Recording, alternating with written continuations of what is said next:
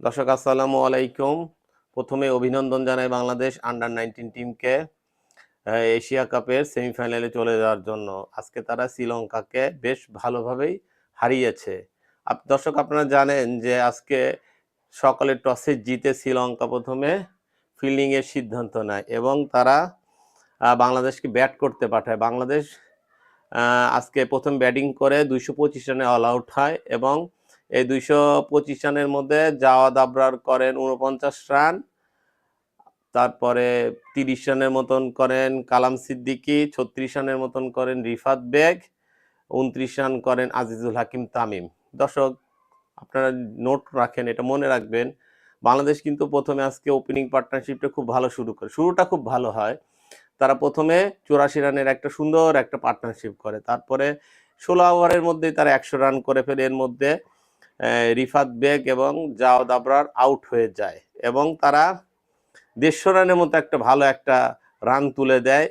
এই রানটা করার পর হঠাৎ করেই একটা কলাপস করে মিডল অর্ডার, খুব দ্রুত দেখা যায় যে তারা উইকেটগুলো হারিয়ে ফেলে এবং 50 ওভারও বাংলাদেশ খেলতে পারে না। 46 ওভারের মধ্যে তারা অল আউট হয়ে যায়। তো বাংলাদেশের আজকের ম্যাচটা খুব গুরুত্বপূর্ণ ছিল, কারণ পয়েন্ট টেবিলে বাংলাদেশ যদি টপে থাকে তাহলে সেমিফাইনালে তারা তাদের প্রতিপক্ষ হবে পাকিস্তান, এবং যা কম্পারেটিভলি ইন্ডিয়ার চেয়ে তুলনামূলক সহজ, যা বাংলাদেশের জন্য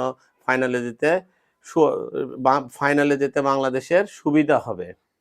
আজকে দেখার ছিল যে বাংলাদেশ বোলিংটা কীরকম করে, এবং বোলিংটা কিন্তু দর্শক আজকে খুব ভালো হয়েছে। একটা কম পুঁজির মধ্যে কিভাবে বোলিং করতে হবে সেটা কিন্তু খুব গুরুত্বপূর্ণ, এবং আজকে সামিউল বাশর রাতুল খুব ভালো বল করছে, টাইট লাইন এবং লেন্থ মেনটেন করে দর্শক বোলিং করছে, যার কারণে দেখা গেছে যে শ্রীলঙ্কা রান তেমন করতেই পারে না। দেখা যায় 16 না 20 ওভারের মধ্যে তারা মনে হয় 60 বা 65 রান করছে। 100 রান করতে করতে দেখা গেছে 30-31 ওভারের মতো লেগে গেছে এবং তারা নিয়মিত বিরতিতে উইকেট পড়ছে। তারপরেও তো শেষের দিকে যা ভালো খেলছে, 178 বা 86 রানের মধ্যে মনে অল আউট হয়ে গেছে। আমি এক্স্যাক্টলি স্কোরটা দেখিনি, খালি দেখছি যে বাংলাদেশ জয়লাভ করছে। তো যে বিষয়টা বলা দরকার সেটা হচ্ছে যে জাওয়াদ আবরার কিন্তু দেখেন শুরু থেকেই কিন্তু ভালো খেলছে। প্রথম ম্যাচে 96, আজকে করছে 49, মাঝখানে করছে 70 রান। আমি আগেই বলছি যে এই টুর্নামেন্ট যদি জিততে হয় অবশ্যই জাওয়াদ আবরার এবং আজিজুল হাকিম তামিমকে অবশ্যই রান করতে হবে। এই দুইজন যদি ফ্লপ করে দর্শক, তাহলে কিন্তু বাংলাদেশ ম্যাচ জিততে পারবে না, কারণ সবসময় দেখা গেছে যে মিডল অর্ডারটা টেনে নিয়ে যায়, কিন্তু এখন দেখতেছি মিডল অর্ডারের কালাম সিদ্দিক এবং রিজান হোসেন এরা তেমন ব্যাটিংও পায় নাই, এবং দুজনে ব্যাটিংয়ের যে অবস্থা দেখলাম তারা খুব একটা ভালো টাচে নাই। এবং লেট অর্ডার দিকে যারা ফিনিশিং রোলটা প্লে করে সামিউল বাশির, রাতুল বা আরও যারা যারা আছে, তাদের ফর্মটাও কিন্তু খুব একটা ভালো মনে হচ্ছে না। যদি আমরা ফাইনালে যাই, কিন্তু ফাইনাল প্রতিপক্ষ কিন্তু হবে ভারত।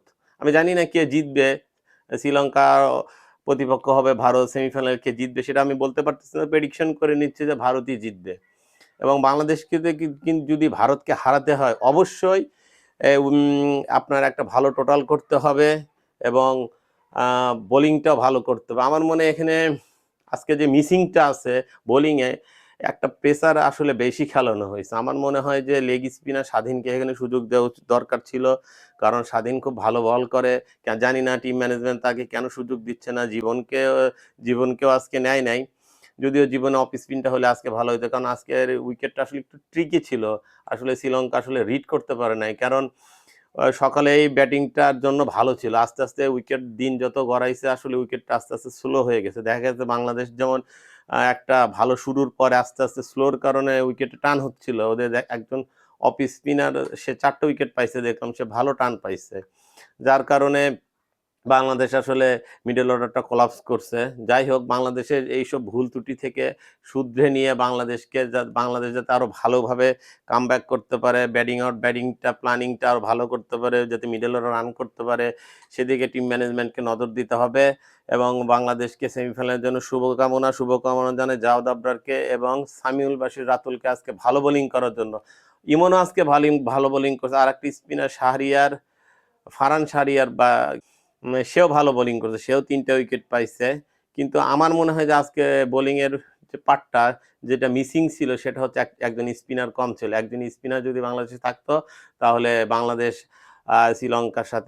শ্রীলঙ্কাকে আরো আগেই অল আউট করে দিতে পারতো। দর্শক, কমেন্ট, শেয়ার, লাইক এবং বেল বাটন টিপতে ভুলবেন না। সাবস্ক্রাইব করুন বেশি বেশি। সবাইকে ধন্যবাদ।